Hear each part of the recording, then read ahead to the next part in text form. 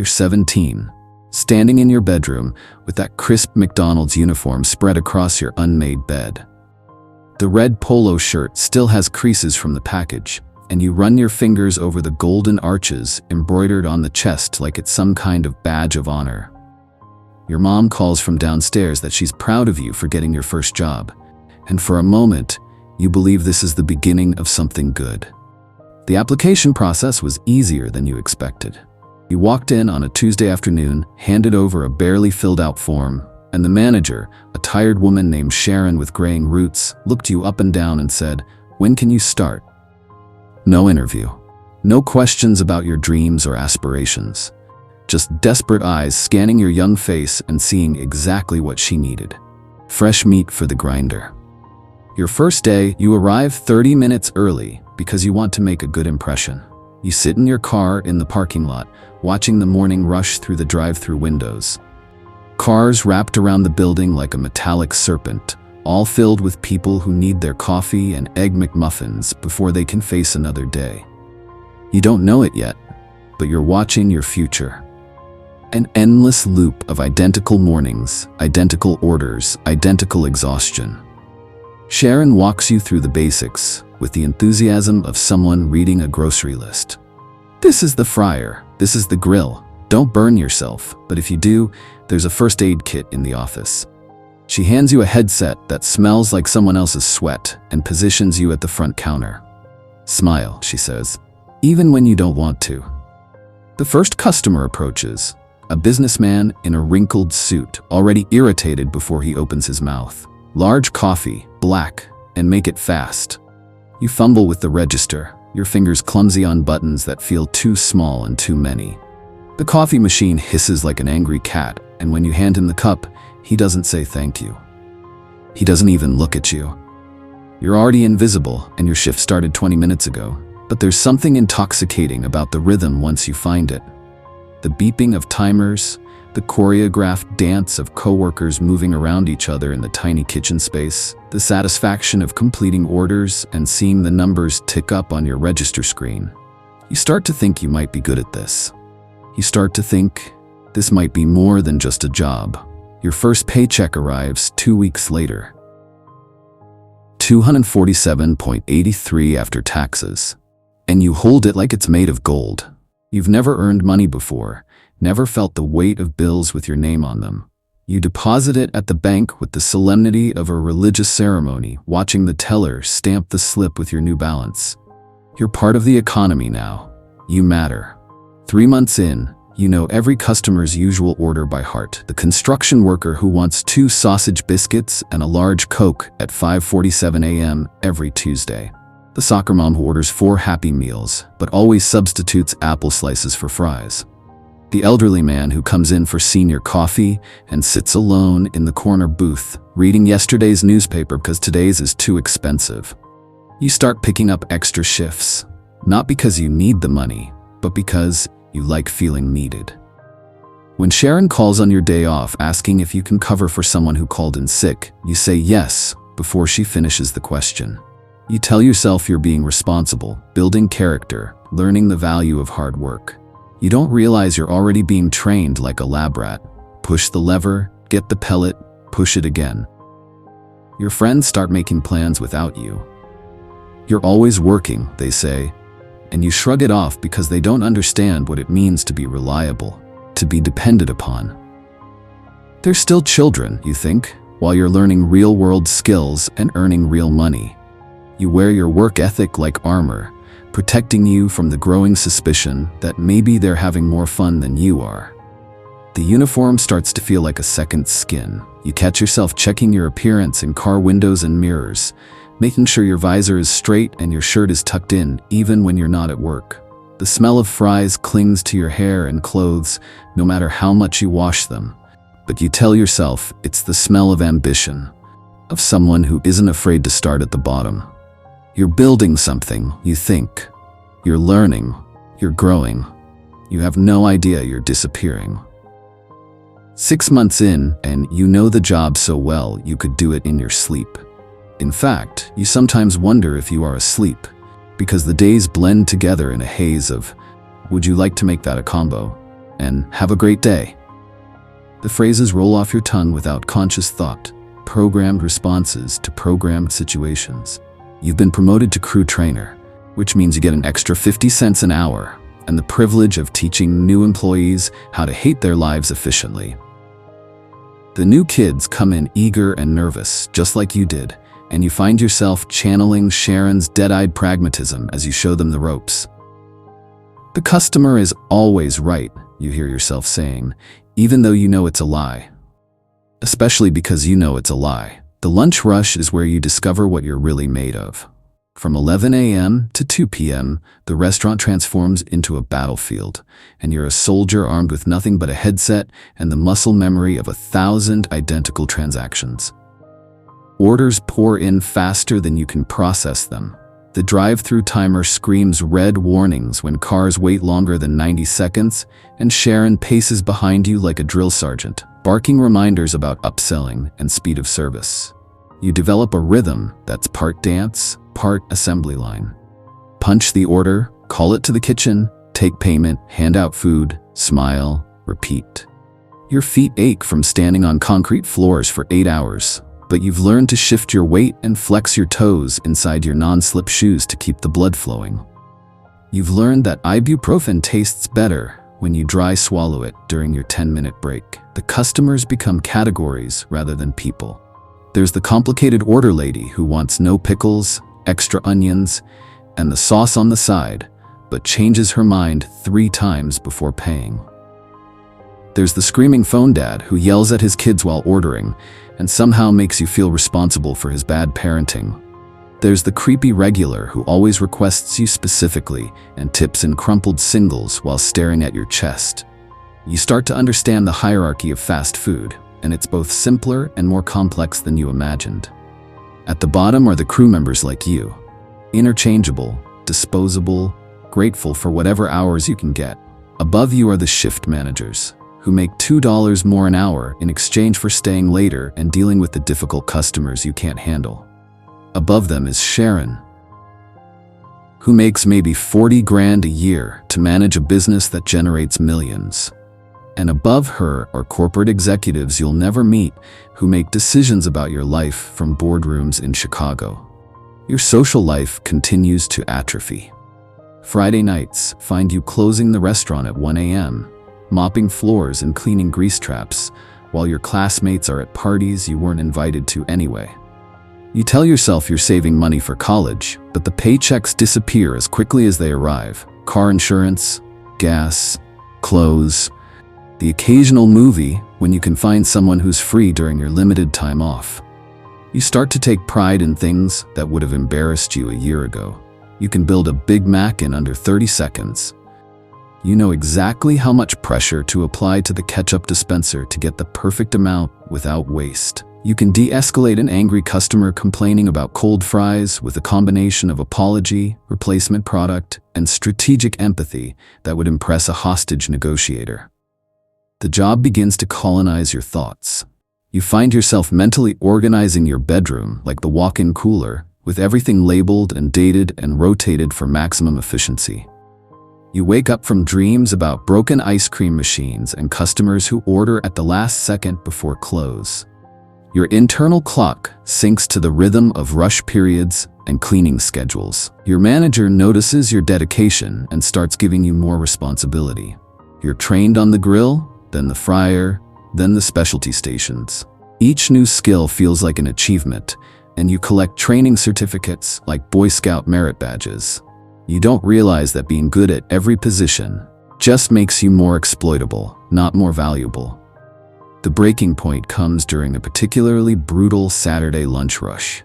The drive-thru is wrapped around the building. You're understaffed because 2 people called out. The ice cream machine is broken again, and a customer just threw his drink at you because his order took too long. The sticky wetness of Coca-Cola drips down your uniform as Sharon appears beside you. Not to ask if you're okay, but to remind you that you need to keep smiling and serving because there are still 30 cars in line. You clean yourself up in the bathroom, looking at your reflection in the grease-stained mirror. Your face has changed. There are dark circles under your eyes that weren't there 6 months ago. Your smile looks painted on even when no one's watching. You're 19 years old and you look tired in a way that sleep can't fix, but you go back to your station because that's what you do. You've become reliable, indispensable, perfectly trained. You've become everything they wanted you to become. And somehow, that feels like losing and winning at the same time. 2 years in, and you've stopped talking about this being temporary. Your friends have moved on to college or other jobs, and you've moved on to assistant manager. A title that sounds impressive until you realize it means you're responsible for everything that goes wrong, but have no authority to fix anything that's broken. The money is better now, barely, but the hours are worse. You're working 50-hour weeks, split across 6 days, covering shifts for people who quit without notice, and training replacements who'll be gone within a month. Your sleep schedule looks like a jigsaw puzzle with pieces missing. You nap in your car between double shifts and drink energy drinks for breakfast because coffee takes too long to make it home. Your relationship with your body becomes purely transactional. You learn to ignore the burning sensation in your feet, the ache in your lower back from bending over the fry station, the way your hands smell permanently of sanitizer and grease. You develop a chronic cough from the industrial cleaning chemicals, but you can't afford to take sick days because someone has to cover your shifts. And if someone has to cover your shifts, maybe they'll realize they don't need you after all. Dating becomes a distant memory. How do you explain to someone that you smell like French fries and work until midnight most nights? How do you plan a relationship around a schedule that changes weekly based on other people's availability and the corporate office's labor cost targets? You try online dating, but your profile reads like a resume for exhaustion. Work a lot, tired most of the time, free every other Tuesday if nothing goes wrong. Your family stops asking when you're going to get a real job, because this has become your real job, and everyone can see it, even if no one wants to say it. Your mom still tells people you're working while figuring things out, but the figuring out part has been on hold for so long that even she doesn't believe it anymore. The customers get worse. Or maybe you just notice it more now. They see your assistant manager name tag and assume you have power you don't have, then get angry when you can't magically make their wait shorter or their food free. You become a lightning rod for every frustration people have with corporate policies you didn't create and can't change. A woman screams at you for 10 minutes because the toy in her kid's Happy Meal is the wrong color. And when you apologize and offer to replace it, she demands to speak to your manager as if you're not management enough to matter. You start to understand why Sharon looks the way she does. That particular brand of tiredness that comes from caring too much for too long about things you can't control. You see yourself in 5 years, maybe 10, still wearing a polo shirt with a logo that represents everything you never wanted to become. The thought should terrify you, but instead, it brings a strange comfort. At least you'll belong somewhere, even if that somewhere is hell. The worst part isn't the customers or the hours or the pay. The worst part is how good you've gotten at this job you never wanted. You can run a lunch rush with 2 people short-staffed and still hit your speed of service targets. You know exactly how to schedule labor to maximize profit while minimizing overtime. You've become an expert in human motivation through desperation, knowing exactly what combination of promises and threats will keep someone from quitting until you can find their replacement. Your skills are highly specialized and completely worthless outside this environment. You're fluent in a language no one else wants to speak, the dialect of drive-through efficiency and customer service recovery. You've mastered systems that don't exist anywhere else. Learn to navigate corporate bureaucracy that serves no purpose beyond its own perpetuation. You catch yourself defending the job to people who criticize it. When someone makes a joke about fast food workers not deserving $15 an hour, you feel personally attacked, not because you think they're wrong about the money, but because they're dismissing the complexity of what you do. They have no idea how hard it is to be good at something this soul-crushing. Your dreams change. You used to dream about college, career, travel, possibility. Now you dream about perfect shifts, adequate staffing, functioning equipment, reasonable customers. Your aspirations have shrunk to match your environment, and you've convinced yourself this is maturity rather than surrender. The holidays are the worst. You work Christmas Eve, Christmas Day, New Year's Eve, New Year's Day, because restaurants don't close and someone has to be there, and that someone is always you.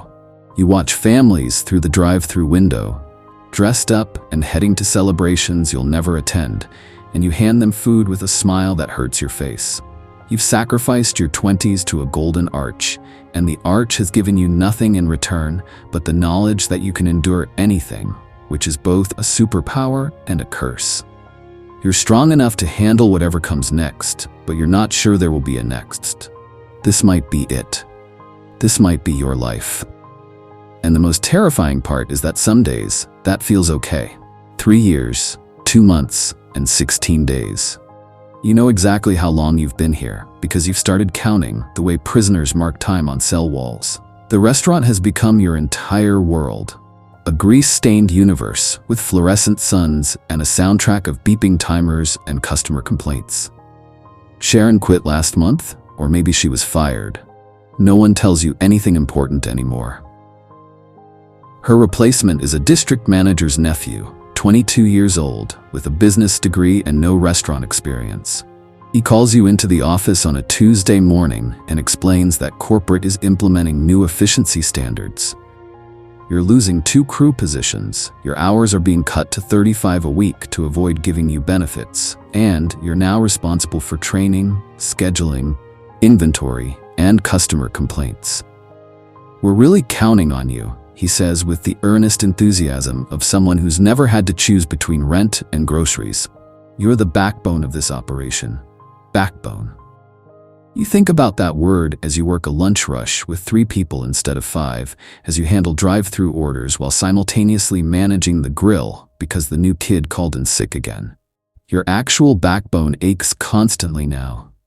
Compressed vertebrae grinding against each other after thousands of hours bent over food prep stations. The metaphorical backbone he's talking about is breaking under the weight of his mismanagement. You start having panic attacks during the dinner rush. It starts with a tightness in your chest, a feeling like you can't get enough air despite the restaurant's aggressive air conditioning. Your hands shake as you punch in orders, and you have to grip the counter to steady yourself. The first time it happens, you think you're dying. The second time, you realize you're just working here, which might be the same thing. The customers sense your weakness like sharks smelling blood. They get more aggressive, more demanding, as if your exhaustion gives them permission to treat you like something less than human. A man throws a bag of food at you because his fries aren't hot enough. A woman calls you just a McDonald's worker when you can't break $100 bill for her coffee. Each interaction chips away at whatever dignity you have left. You try to quit 3 different times. You write resignation letters at 3 a.m. when you can't sleep, fantasizing about walking out mid-shift during the lunch rush, leaving them scrambled and short-staffed like they've left you for months. But you never follow through, because quitting would mean admitting that 3 years of your life were completely wasted, and you're not ready for that truth yet.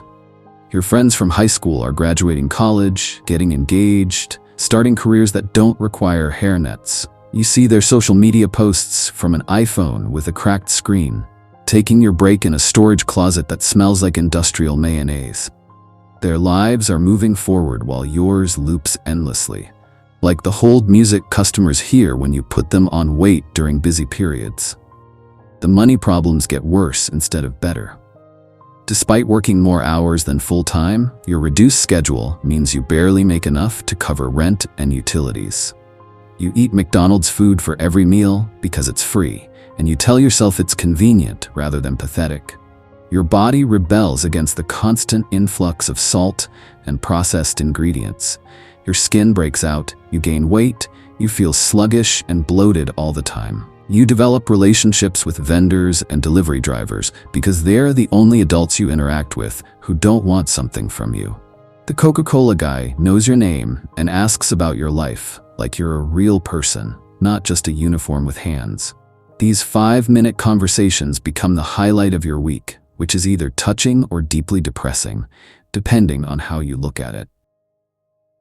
The breaking point comes on a random Thursday evening. You're closing alone because corporate cut your night crew, and a group of teenagers comes through the drive-thru minutes before you're supposed to lock up. They order complicated modifications to every item, change their minds repeatedly, and pay with exact change, counted out 1 penny at a time. By the time they leave, you've been at work for 12 hours straight. You're mopping the lobby at midnight when you catch your reflection in the front windows. The fluorescent lights turn the glass into a mirror, and you see yourself clearly for the first time in months. You look like Sharon used to look, dead-eyed, defeated, going through motions because you've forgotten their other options. You're 22 years old and you look 40. You're 22 years old and you feel like you're dying. That's when you realize you're not building a career or learning valuable skills or paying your dues. You're just disappearing, one shift at a time, one customer at a time, one day at a time, until there's nothing left of who you used to be. The McDonald's uniform has become your skin, and you can't remember what you looked like without it. You finish mopping, clock out, and sit in your car in the empty parking lot, staring at the restaurant you've called home for over 3 years. The neon sign flickers against the darkness, and you understand with perfect clarity that if you don't leave now, you never will. This is quicksand disguised as employment, and you've sunk up to your neck without noticing. You finish mopping, clock out, and sit in your car in the empty parking lot, staring at the restaurant you've called home for over 3 years. The neon sign flickers against the darkness, and you understand with perfect clarity that if you don't leave now, you never will. This is quicksand disguised as employment, and you've sunk up to your neck without noticing. But tomorrow, you'll be back. Because even though this job is killing you, it's the only thing keeping you alive. 5 years. Half a decade of your life measured in Happy Meals served and floors mopped, in customer complaints handled, and inventory counted. You're 24 now, but you feel ancient, like those trees that grow in sidewalk cracks, twisted by their environment, surviving against all odds, but never able to grow straight. You finally quit on a Tuesday morning, not dramatically or with a grand gesture, but quietly, like everything else you've done here. You type a 2-week notice on your phone during your break, print it on the office computer, and leave it on the new manager's desk. Your 4th boss in 5 years, another bright-eyed corporate climber who sees this location as a stepping stone to something better. The exit interview is conducted by someone from HR who's never worked a day in a restaurant. She asks about your experience, and you give the answers she wants to hear. Grateful for the opportunity. Rest, learned valuable skills, ready for new challenges. You don't tell her about the panic attacks, or the chronic pain, or the way you've trained yourself not to hope for anything better, because hope hurts more than resignation. The skills you developed, patience with difficult people, ability to work under pressure, efficiency with repetitive tasks, are real, but they're not transferable in the ways you hoped. You can handle any crisis with calm professionalism, but you can't explain that to an interviewer in terms they understand. Your expertise is in surviving environments that shouldn't exist, which is valuable but not marketable. You start to understand what those 5 years cost you. Not just time and energy, but possibility.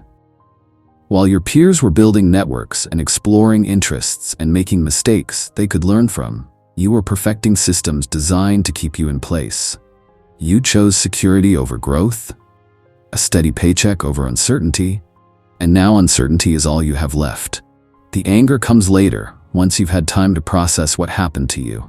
Anger at the corporate structure that profits from desperation, at managers who treated you like equipment rather than a person, at customers who saw your uniform and decided you didn't deserve basic human dignity.